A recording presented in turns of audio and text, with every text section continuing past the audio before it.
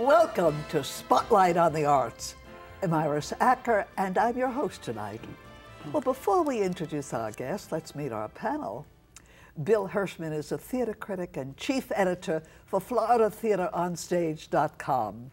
Oh, and sitting in for Karen Stevens tonight is Michelle Solomon, who's the editor of MiamiArtScene.com. And filling in for playwright Michael McKeever is playwright Harry Redlick, and he's a film writer as well. And our guest today is none other than Avi Hoffman, who is an actor, writer, artistic director, and the list just goes on and on. And I'm filling in for myself. We're so happy to have him here today. Welcome, Avi, an old friend. My pleasure, yes. And we haven't had you here in so long that we don't even know what's going on in your life, except when we read in the papers and see. Exciting times. And the police exciting times, yes, it really is. The man who absolutely does it all, and does it all so well. Avi, where do we start? Where should we start today? You started as a child in the business. I brought my mother with me just in case I forget. I know you did, and we couldn't put her on camera, and I'm so sorry about that, because I know, and it's wonderful to be able to say you owe so much to her. Yes, yes, I do. And, no, but really, when did you start? I was born performing. Okay. Apparently... She was pregnant when she... No, my mother gave birth at the Royal Hospital on the Grand Concourse in the Bronx, and it was a teaching hospital. And my mother, who is in the other room, is a very short lady, beautiful little Jewish mother, and she was so little that they had to do a cesarean birth. Whoa. So there were 25 medical students present learning how to perform a cesarean birth. They pulled me out, they showed me to everybody, they applauded, I took my first bow, and the rest is I love that history, story. You didn't tell that one before. That's yes. Wonderful. Wonderful. No, my mother, you know, I owe my career to my mother because she spent most of my childhood performing with me. In other words, we would sit at home and she would sit at the piano and sing all these songs in Yiddish and folk songs. I'll never forget, you know, two brothers on their way, two brothers, all these Civil War songs. I was 2 years old, I don't know. But that's what I learned. So I started singing when I was 2 and 3, and by the time I was 4, she wrote me my first musical that I did in the Yiddish school on Bainbridge Avenue, which, ironically, I've just been back to perform another show that my mother wrote for me. In Yiddish. Was your mother a professional as well? Yes, my mother is my mother...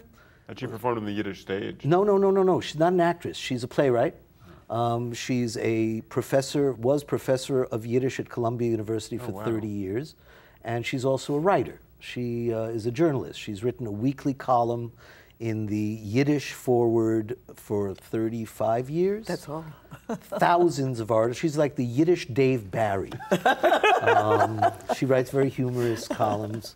And so, yeah, by the time I was 4, I was doing Yiddish shows that she had written for me. By the time I was 8, I was already working in the community theater in the Bronx. My first... Which one? You know, it's like I lived right near that hospital.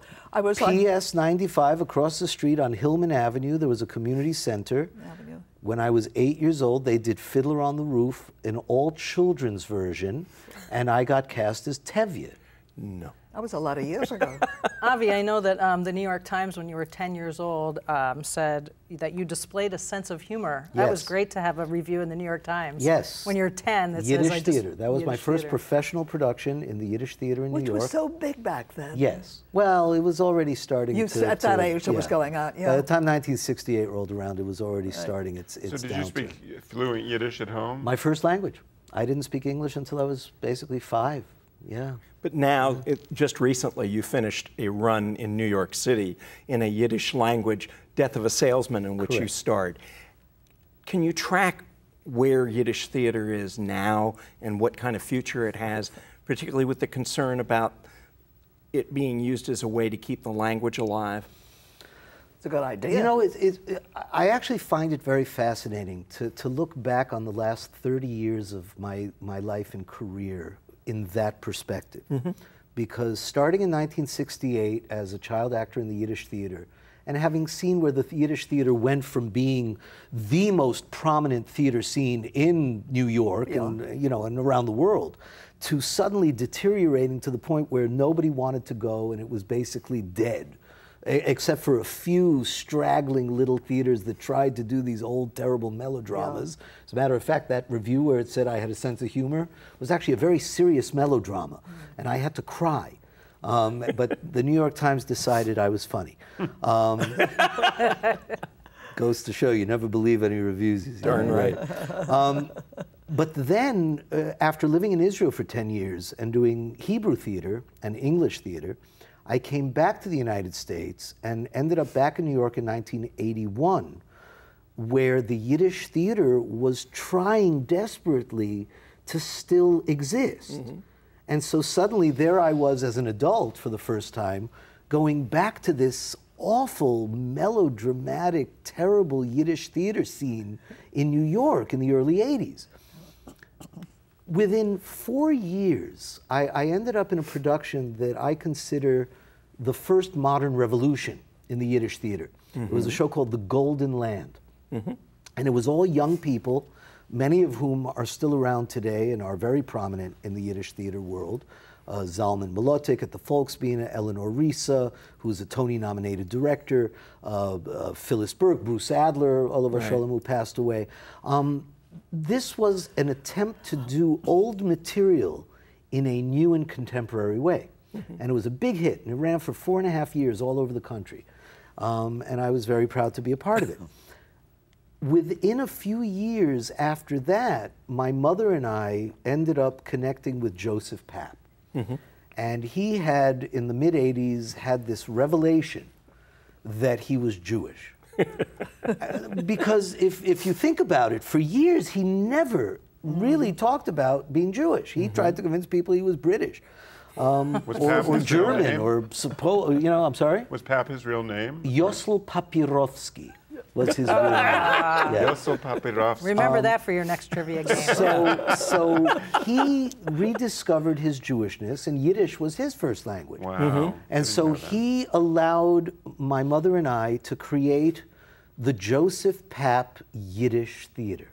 Wow. And under the auspices of that organization, my mother and her writing partner wrote a musical called Songs of Paradise, which was about 75% Yiddish, 25% English. And it ended up being performed at the Public Theater and became a huge hit. And that, to me, was the second modern revolution of Yiddish theater, because it took all new material and presented it in a very new and contemporary way. It was, I directed it as well. It was my version of Genesis meets Saturday Night Live. Wow. You did this at the Caldwell, Yes, didn't you? I did it in the Caldwell in an all-English version. Right. Yeah, which we And Did he also bring that public theater money to you to allow Yes, you to... they produced it. Well, we actually did it in Riverdale first. Joe Papp came to opening night.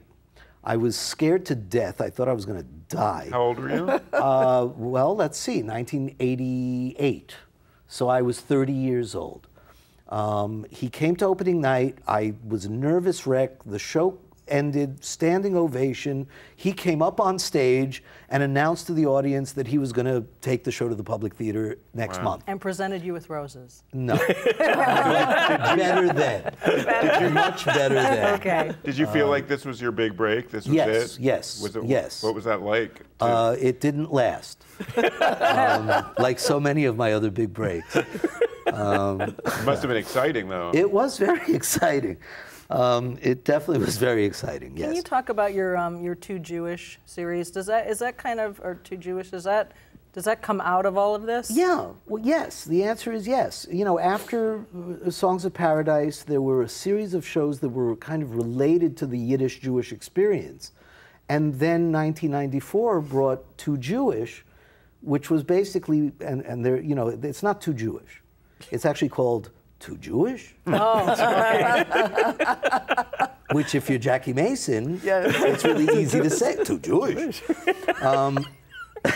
Did you ever lose a job because you were too Jewish? Well, that's why I wrote it, and that's why I added the right. question mark. Because what happened was I'd done so many Yiddish, Jewish-oriented shows that all the theater people in New York said, oh, Avi, oh, no, he's too Jewish. Too Jewish.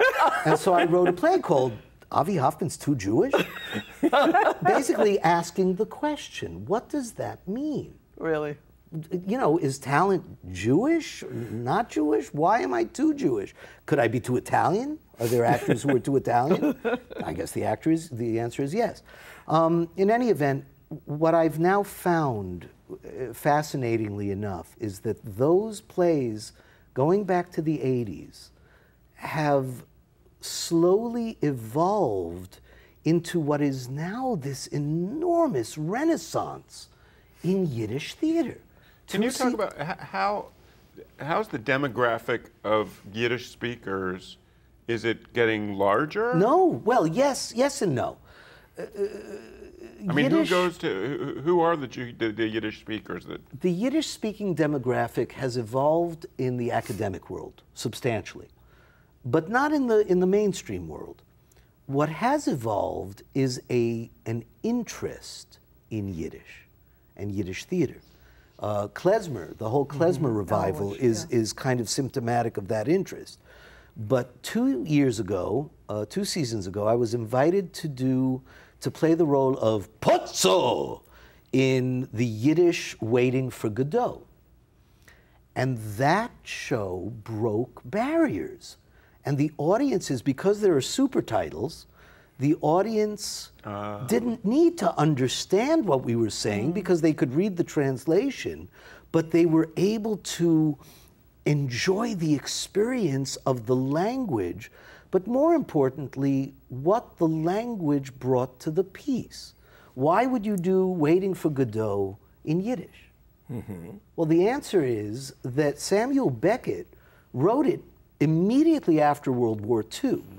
And many of his friends were survivors of the Holocaust and the World War II horrors, who then came to him and said, we saw things that you couldn't even imagine. Mountains of bodies and bones and existential questioning.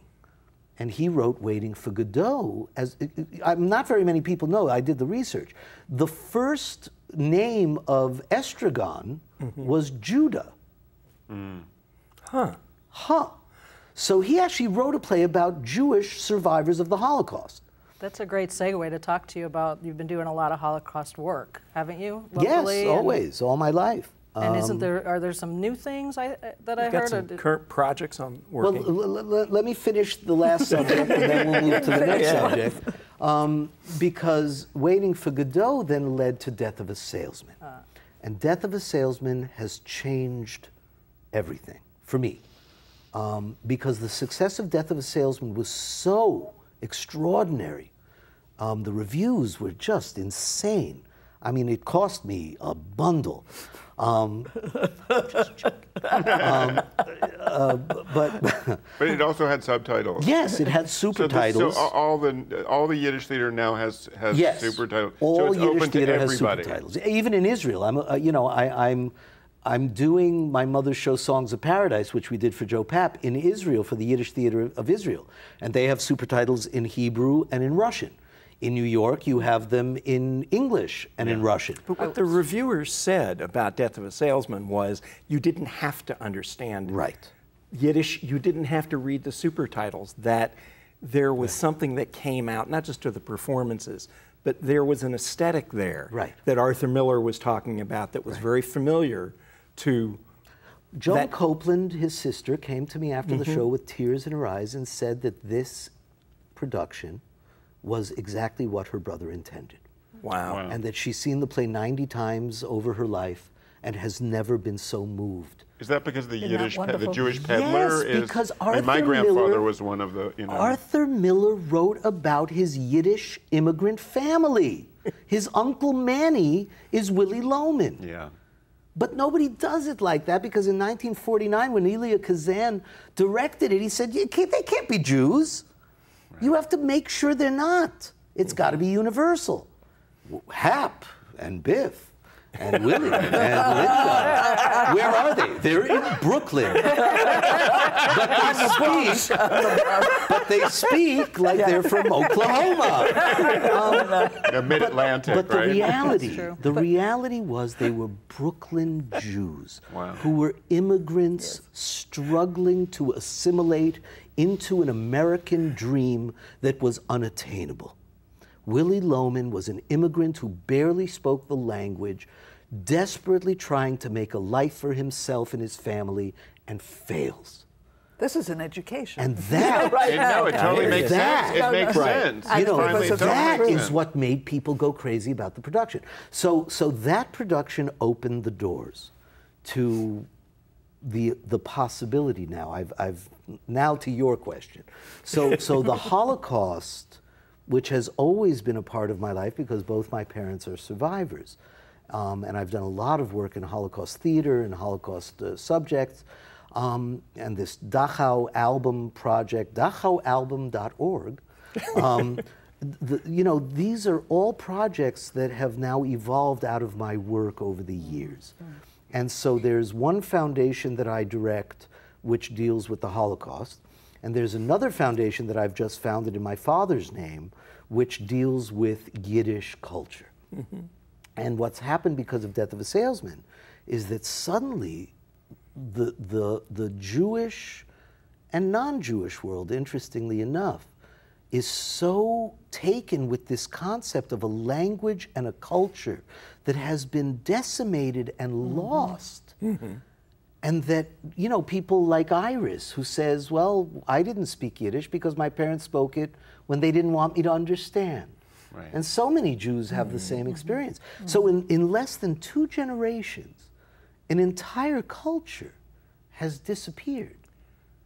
And my job, as I understand it, is to help bring it back. And so it's now leading to all these just this last 2 weeks, I've been asked to bring Death of a Salesman to Toronto, Montreal, Poland, Warsaw, Berlin, Germany, Bucharest, Romania, and Israel. And we're already opening up discussions to take it to Cuba and South America, not to mention an all-American tour and a revival in New York. Are we losing you? We're losing you here in Florida. You know, I didn't don't realize think so. the topic has become that. Right. What you're doing now, which is interesting, involved into that, which is wonderful. It's wonderful. But how did I discover you? Was not in Yiddish plays, but was it Johnny and Frankie and Johnny? Frankie and Johnny. Yes. Where it was ahead of his time because it was performances without clothes on. And where many of my fans who had Yes. come to see Too Jewish in Right. the Stage Door Theater, 80,000 of them, came down to Gable Stage to see Frankie and Johnny. Sure. And were quite stunned. And walked out saying, I knew Avi Hoffman could sing and dance, but now I know he has a tuchis. Which is an ass for those. But you know, one thing does lead to another. Yes, I mean, what led to this is what just happened now. But before, I mean, you hear, we've accepted you, and we accepted you. That's a terrible thing to say. Welcomed me. It has nothing to do with being Jewish. All the shows that I saw you in originally, until the first thing I saw you do Jewish was Too Jewish. Right. That was the first one. Wow. And when I saw at the Hollywood Playhouse was the first time, and I loved what you did, a little gimmick which worked so well. If anybody, Harold Lipschitz, the first person who said Hal Linden, got bagels. Got a bagel. And I have people coming up to me to this day going, do you remember me? I got a bagel. I handed out thousands. What a gimmick. What a wonderful gimmick. bagels. I've always been into that, gimmicks. Anyhow, I'll never forget. That was the first time that I was initiated into your Too Jewishness. And that was Too Jewish too? No, what is that? Too Jewish too? Too Jewish. And I've actually just done Still Jewish after all these years. That's right. At the Aventura Performing Arts Center. Yeah, why didn't I see that? It's interesting Anyway. that you talked about, you know, taking it to Cuba and South America. Yes. Is there a big Yiddish Yes, actually, congregation there? once upon a time, if you go back to the 20s and 30s and 40s, before the war ended, And that was really what decimated the Yiddish language. The Holocaust decimated the number of Yiddish speakers, and the birth of the State of Israel and the Hebrew-centric movement that came out of the creation of the State of Israel was further decimation of the Yiddish language. But up until then, there was an international circuit of Yiddish all over the world that was very, very popular and thriving. There were Holocaust survivors and immigrants who escaped from Russia and Poland. Fiddler on the Roof, Anatevka. So they came out of Anatevka, all the Anatevkas. Many came to the United States, but many of them went to South America and Cuba. Golem of Havana, that they just did, is an example of that. And there, the Yiddish speakers created these communities, and there were Yiddish theater companies that would travel in this circuit all over the world. Maurice Schwartz, Boris Tomaszewski, all the great Yiddish actors of that period would tour around the world. And then slowly, slowly, fewer and fewer and fewer until... Are there any people who are learning Yiddish now? Oh, yes. Can you, I mean, is yes, this a movement? You can learn Yiddish online, of course, but there are schools all over the world, you know, and in the most unusual places. Japan. University of Tokyo apparently has a very thriving Yiddish program. Wow. Because they all love going, Hakbadish Kachainik. But can you learn it through Rosetta Stone? That's the question. I don't know the answer. I think maybe, Rosetta but not Stone 100%. But Yiddish is actually, my mother was professor of Yiddish at Columbia for 30 years. She started her first year, 32 years ago, there were 4 students in her class. By the time she was done, there were 80.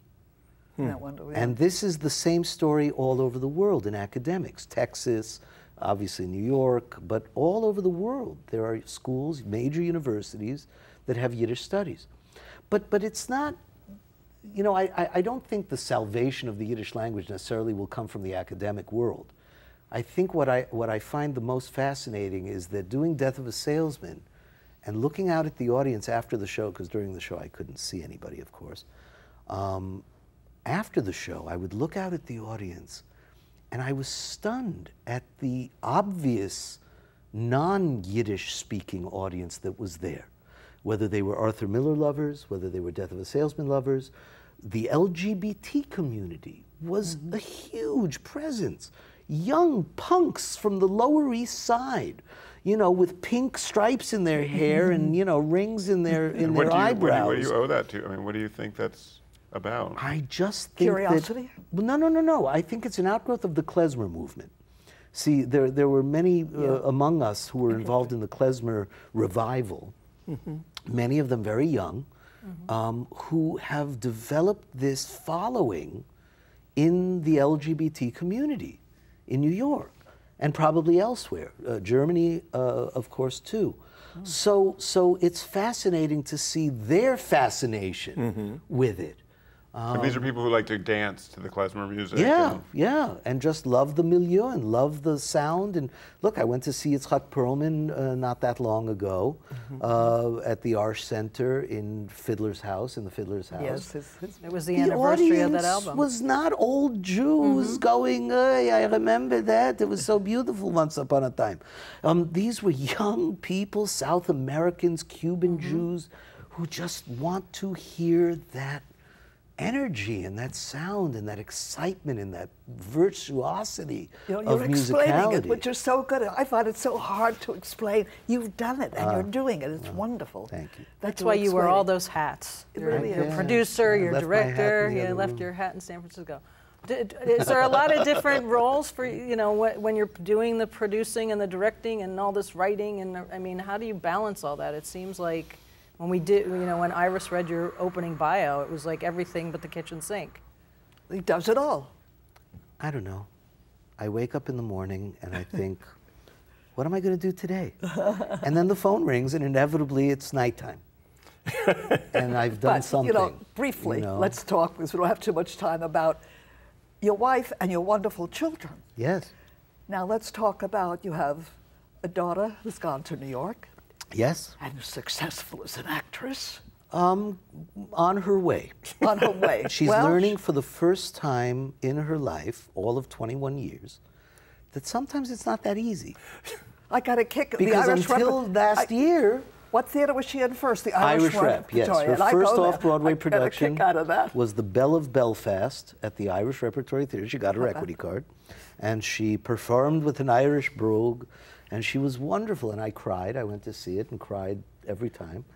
But for the first time, she's learning that actually getting the role isn't always here. Do the children that's how she always had Did it. Laura ever learn? Your wife, did she? Your wife, the actress, Laura Turnbull. Yes. Did she ever learn Yiddish? Yes. As a matter of fact, we met doing Five-ish Finkel's Follies, where she had to learn Yiddish for the show. And here's this nice, you know, Episcopalian girl from Denver. And who was she going to have help her except... And so I helped her learn the Yiddish, and that's such a great we story. fell So in did love. she convert? Yes, yes, Okay. she actually did. That's sweet. She actually did. And two beautiful daughters, yes. Primarily because it was important for me and my parents, being survivors of the Holocaust, that because of the matrilineal lineage of Judaism, that our children be able to say they're Jewish. And I'm so glad to have you here again, Avi. I can't Oh, tell it's you. my pleasure. We could talk for days. And my little one is a prodigy French horn player who is considered the #1 French horn player in the state of Florida. Wow. And has just applied to Eastman and Juilliard and all the great music Fantastic. schools. She just got accepted to Tanglewood Youth Orchestra. She plays with the Amazing. Florida Youth Mazel Orchestra, and the tov. Miami Very UM mazel. Frost Honors Band, and Unbelievable. Unbelievable. many, many others. Avi, such nachas. Yes, There's lots of one nachas. Jewish word. Nachas von Kinder. Nachas, very important. What luck. Yes, what luck. It's so wonderful being here. I just enjoy being here, just to talk, just to have conversation. Not only our guests or our panelists. It's a pleasure. It's a pleasure to be able to bring this to you. I hope that you're enjoying it. I'm just overwhelmed with being able to do all this for you and for myself and for everybody here. Thank you. And always want to thank you and encourage you to go to the theater. Please. English, Yiddish, Spanish, French. Just go to the theater. If you really want to know what's happening here in South Florida, you just go to floridatheateronstage.com. And please continue to watch us every week right here at Spotlight on the Arts.